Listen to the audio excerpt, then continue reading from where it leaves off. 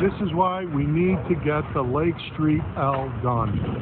Tying up traffic, truck is getting torn up in the middle of the day, traffic is stuck and people are in the way of it. Oh my goodness. There you go. There you go. Today is April the 9th, 2021, and the truck is now destroyed. Unbelievable.